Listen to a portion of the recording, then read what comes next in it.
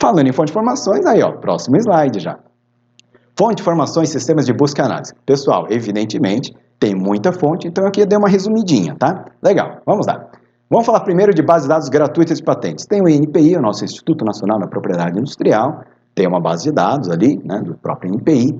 Tem o site do USPTO, que é o Escritório Americano de Patentes, o USPTO Pair, que dá acesso aos processos na íntegra de tramitação de patentes, ok? Então, não é o pedido de patente, é o processo na íntegra. Então, você vê toda a parte de troca, né, de exigência, resposta, etc. O pessoal que está lá no nosso curso de construção de patentes, já deve ter até dado uma bisbilhotada nas minhas próprias patentes. Olha só que coisa, hein, pessoal?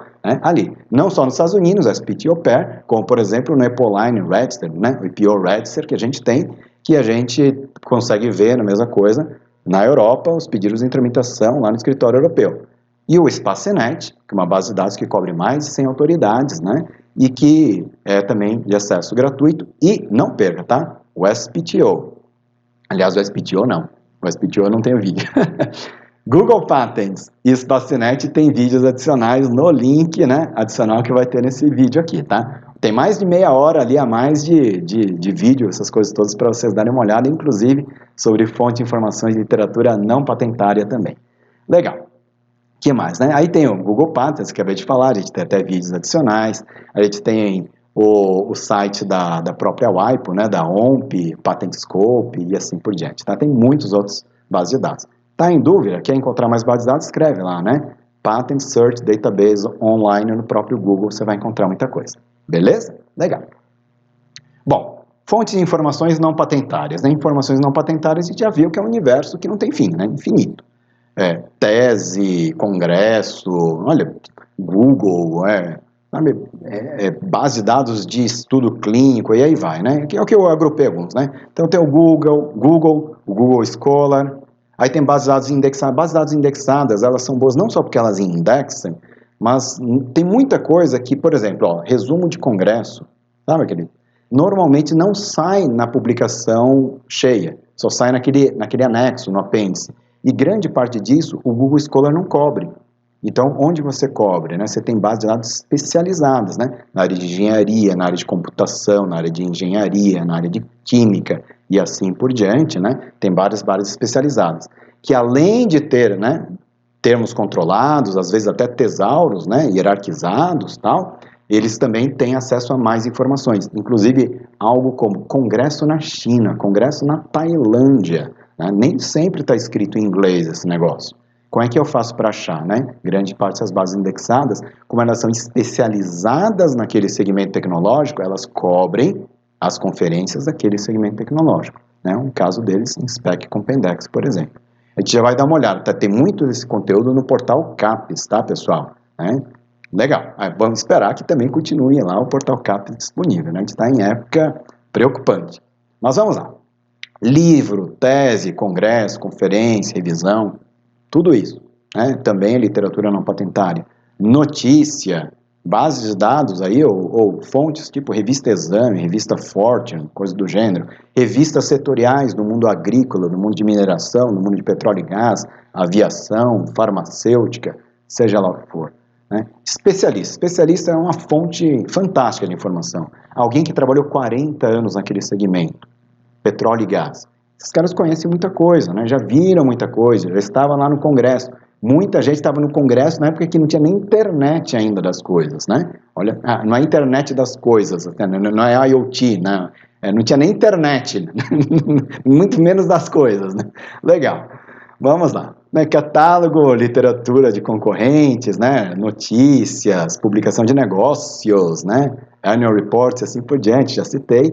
Né? Aí tem, olha só, no mundo regulado, né, baseado em estudos clínicos, né, tem clinicaltrials.gov, ICTRP, da Organização Mundial da Saúde, por exemplo, registro sanitário, né, baseados da Anvisa, baseados da FDA, da EMA e assim por diante, né, autorizações de lavra, concessão, exploração, olha só o universo que a gente tem, né, muito grande. E é uma coisa muito interessante, tá, pessoal?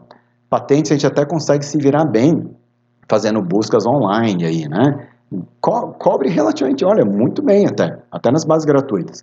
Literatura não patentária, muitas vezes você vai ter que ir para uma biblioteca, né? Voltando, né? Biblioteca pública estadual, federal, normalmente você vai ter ali, né, dentro da faixa de IP, acesso ao portal CAPES. Como cidadão brasileiro, você pode ir lá e usar essas informações, né? Não pode sair fazendo consultoria, essas coisas, que aí tem, né, uma quebra daquilo que é o uso, né, uma infração daquilo que é o uso para, né, com finalidade acadêmica ou finalidade educacional que a gente tem daquele acesso, tá? Mas, verdade seja dita, pessoal, nem no mundo acadêmico a gente usa tantas as fontes de informações. Meus amigos bibliotecários, que eu sei que estão me vendo aqui, né, devem concordar comigo. A gente sabe, né, olha o volume de uso das bases fantásticas e muitas vezes não são utilizadas.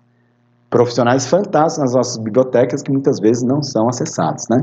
Ó, pessoal, se tem uma coisa que vocês podem fazer saindo desse nosso workshop aqui, quando acabar essa história de pandemia, visite uma biblioteca numa universidade pública e converse com o bibliotecário. Vocês vão ficar encantados com a quantidade de informações e de conhecimento que vocês vão ter acesso. Bom? Legal. Aqui eu tenho alguns slides, são até um pouco antigos, tá? Da cara do portal CAPES. Toma cuidado, tá? Quando você entra no portal CAPES.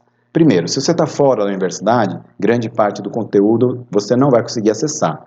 Ou você acessa porque você é aluno ou ex-aluno via VPN, tá? Ou então você tem que estar na faixa de IP lá da própria universidade. Se você não é ligado à universidade, você senta lá na biblioteca, provavelmente você vai ter acesso ao portal CAPES nas bases fechadas. Se você fizer a busca aqui nessa caixinha de assunto, você vai encontrar basicamente as bases de dados que são as abertas. E as bases abertas são só uma fração do que tem no portal CAPES, tá bom? Para entrar no conteúdo mais detalhado, né, a gente clica em acervo, e dentro de acervo a gente tem ali uma série de coleções que a gente tem disponíveis, né, mais de 200 bases de dados, né, grande parte delas são bases de dados comerciais, em praticamente todas as áreas do conhecimento. Você pode fazer uma busca ali, por exemplo, a área do conhecimento, conversar com o bibliotecário, por exemplo, para ele te ajudar, tá ok?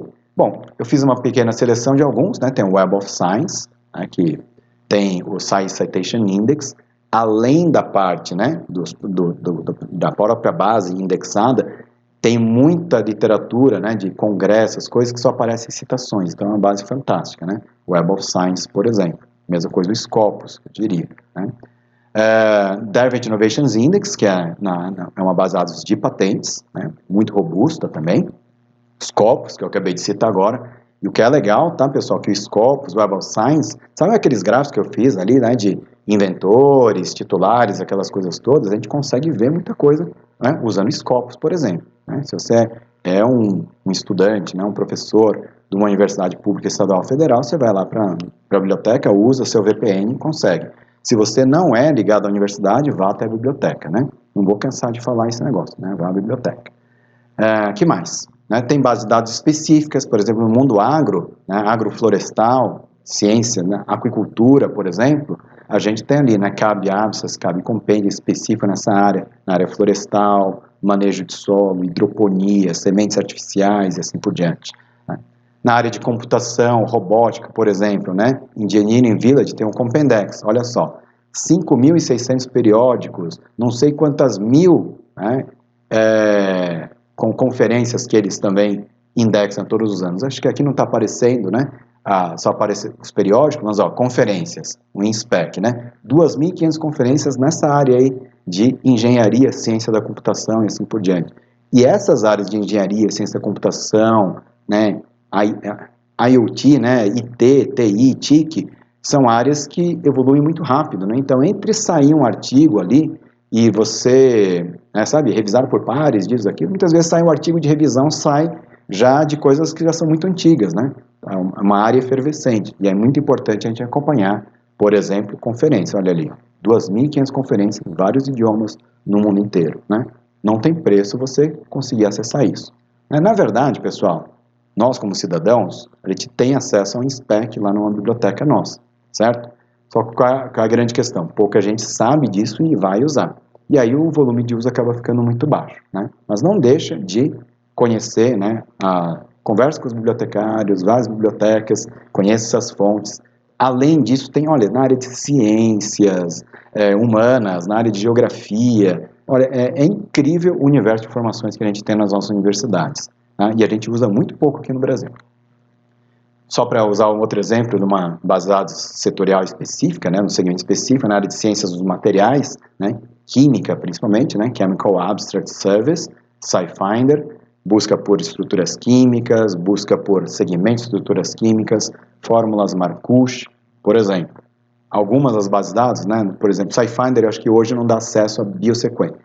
Cobre patente que tem biosequências, mas a ferramenta de busca de biosequências, acho que a gente tem que acessar, no caso do Chemical Abstract Service, via STN, né, mas tem fontes, né, que são específicas para a gente acessar, por exemplo, né, busca por biosequências, por exemplo.